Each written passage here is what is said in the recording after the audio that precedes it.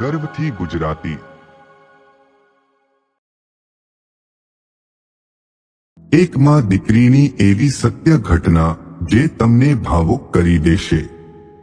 28 વર્ષની એક કદરૂપી દેખાતી શ્યામ વર્ણી છોકરી હતી જેના દાંત પણ બહાર નીકળેલા હતા, પરંતુ એને એના રંગ રૂપ કે કદરૂપી હોવાનો જરાય અફસોસ નહોતો।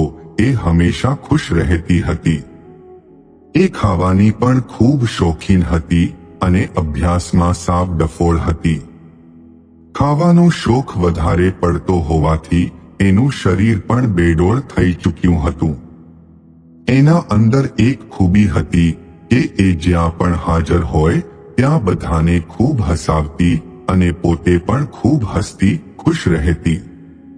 એને રસોઈ કરવાનો, ભાત ભાતની નવી વાનગીઓ બનાવવાનો ઘણો શોખ હતો। રસોઈમાં તો એ પોતાનો જીવ રેડી દેતી। કોઈ પણ વાનગી હોય એ બધા મસાલા જાતે પીસીને જ રસોઈ તૈયાર કરતી। અવનવી વાનગીઓના પુસ્તકો એ મન લગાવીને વાંચતી અને ટીવી પર આવતા રસોઈ શો પણ ખૂબ ધ્યાનથી જોતી હતી।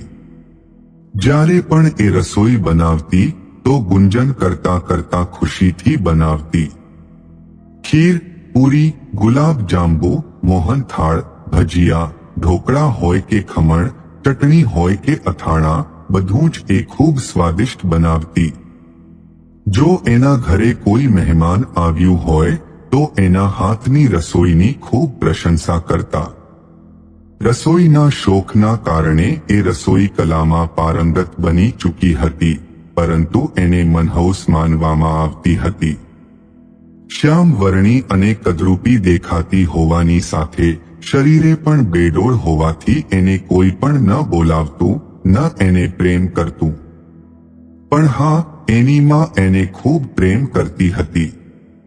આજ સુધી એના મમ્મીએ એને ક્યારે કોઈ ઠપકો નથી આપ્યો, જેથી એ પણ એના મમ્મીને ખૂબ પ્રેમ કરતી હતી। દર વખતની જેમ આજે પણ એના ઘરે એના લગ્ન માટે છોકરા પક્ષનું ફેમિલી એને જોવા આવ્યું હતું।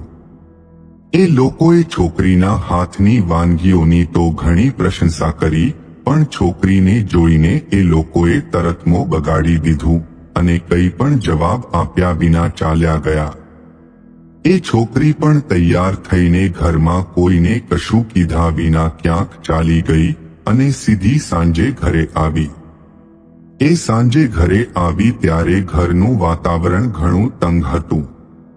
એના પપ્પા ઘણા ગુસ્સામાં હતા અને એના મમ્મીને કહી રહ્યા હતા કે કયા જન્મોના પાપ હતા કે આવી મનહૂસ છોકરી પેદા થઈ છે।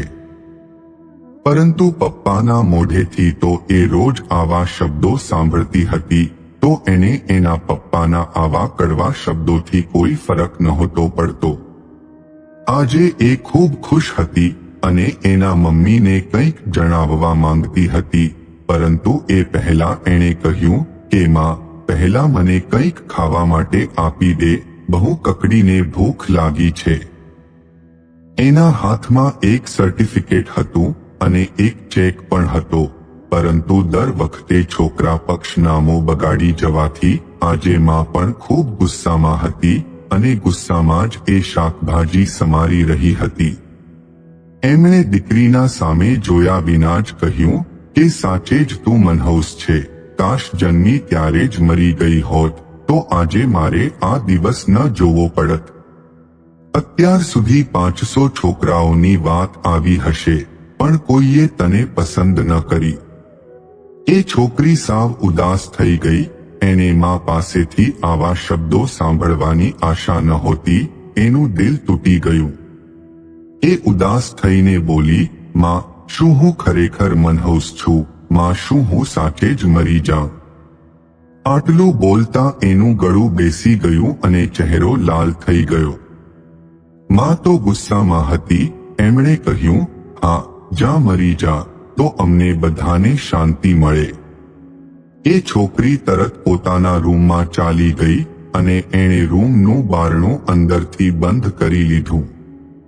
થોડા સમય બાદ માનો ગુસ્સો શાંત થયો અને એમને પોતાની ભૂલ સમજાઈ તો એ ફટાફટ દીકરીના રૂમ તરફ દોડ્યા.